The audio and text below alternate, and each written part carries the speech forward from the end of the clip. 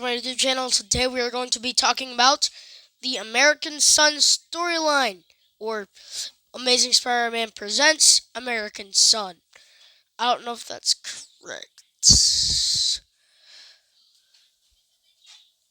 No, it is the Amazing Spider-Man American Son storyline, which is what we're going to be talking about today. So let's get into it. Peter Parker and Harry Osborn spent some quality time at Central Park, with Harry deciding to go talk to a couple of nearby women. Harry starts by telling them that Pete's painfully shy, forcing Peter to introduce himself. Actually, I don't want to do this one. I might find a Wikipedia article. A son of privilege, a son of prestige, and a total basket case from Harry Osborn's youngest days. He has lived in the shadows of a powerful and narcissistic father, always seeking approval that never came, always hiding in the corners of shame, always being reminded that no matter what he did, he could never measure up. A fact of life made even worse when what you need to measure up is the only on again, off again insanity of the son and son. His dad always wanted him to take the responsibility of Osborn seriously. It is time to step into the armor of the American son and fight for what is right and what is the what is always what Norman wants. Papa has never been prouder. But will Harry, Peter Parker, or anyone else around them be able to live with his choice? Collecting Amazing Spider-Man 595 to 599.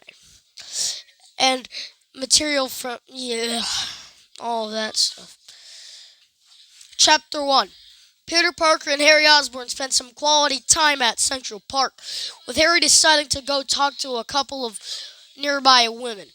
Harry starts by telling them that Pete's painfully shy, forcing Peter to introduce himself and come up with a pickup line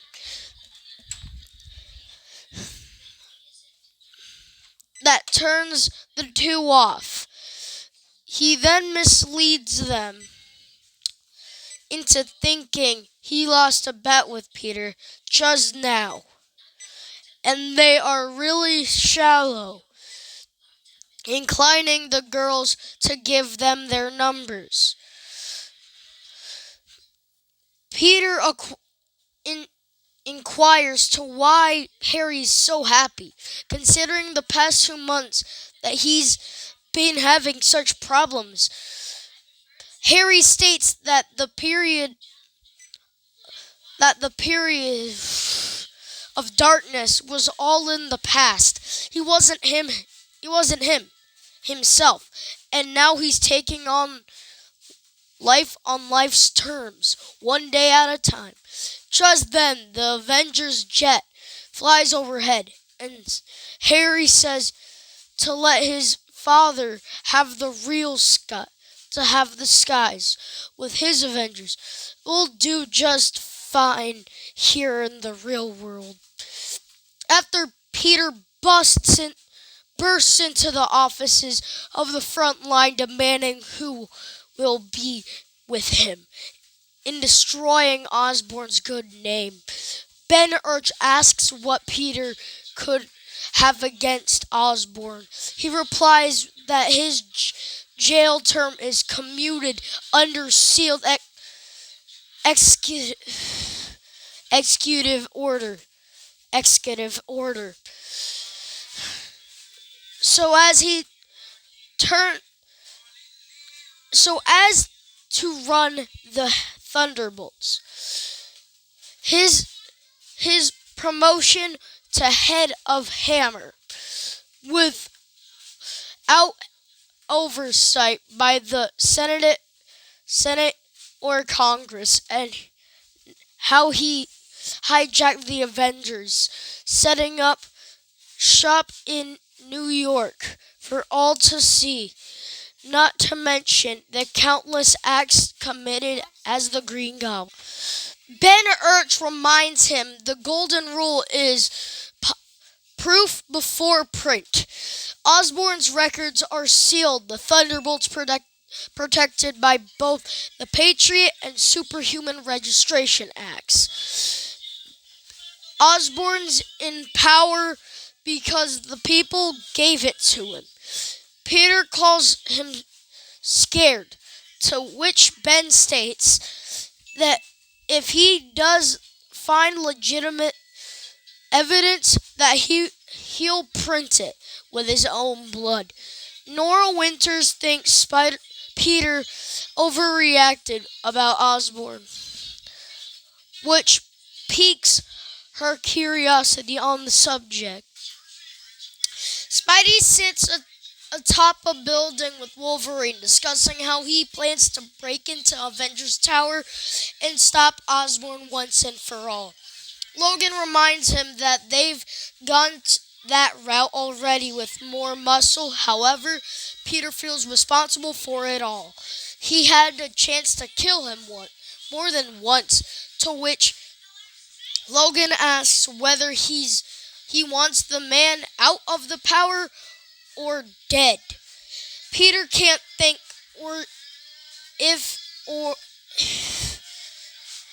of an answer just yet. The last thing Logan assures him that the best way to fight men like Norman Osborn is with patience every time. However, the last thing Logan tells him is that when Norman does slip up to the end permanently, Spider-Man agrees. At Gracie Mansion, Harry, Peter, and Jonah are all preparing for Aunt May's big wedding day to J. Jameson Sr. We'll probably explain that later in another video. After some choice remarks from Peter about the two being family now, Jameson takes him aside to tell him his disgust about the wedding. Peter tells Jonah, despite their seething dislike for each other, the couple is happy, and that's all that matters. The butler informs Jonah that the final guest has arrived, none other than Norman Osborn himself. The entire dinner table wants Norman gone, except for Jonah, who invited him. And May tells Jay that she's feeling under the weather, but Jonah insists that the two stay. Norman says it's fine, considering his past, and May might make her feel uncomfortable. However, Jay remarks that it's really because Norman's a thug that hides behind the American flag. To Peter's delight, Norman says, Jay's this lane. This lane does not surprise him, considering the elder was honorably discharged. Harry demands to know why Norman came, and he reveals that he only came to see his son. He wants Harry to work for the Avengers and to give him a chance to prove it's a new day, Harry. Harry laughs at his father's offer, departing shortly after with a grin on his face. At his apartment, he is confronted by Lily Holster, dressed up as a menace, attacking him due to the goblin serum. She reveals Harry. She reveals something that Harry cannot. That shocks Harry, but cannot be seen. When Harry discusses his son with his hand, with Mrs. Hand, in his limo, the roof is ripped off by a web, and Norman is carried away by Spider-Man. Norman expresses the disappointment that he exactly missed. Norman expresses disappointment that he missed exactly when Spider-Man went insane. Spidey throws him clear into a statue, resolving that now isn't the time to talk. But since talking doesn't work with him, he tried that. He proceeds to beat him, stating that the family business is closed. Harry is no longer his son, and as far as Norman's concerned, he does not exist.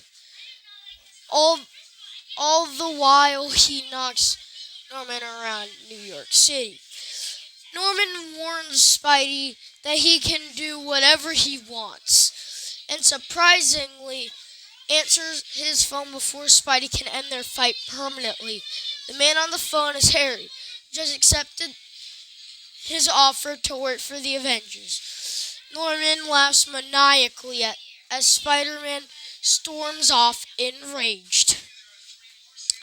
The last panel shows Harry and a pregnant Lily stating that he'll build his father's trust and protect their family, their son, whatever it takes.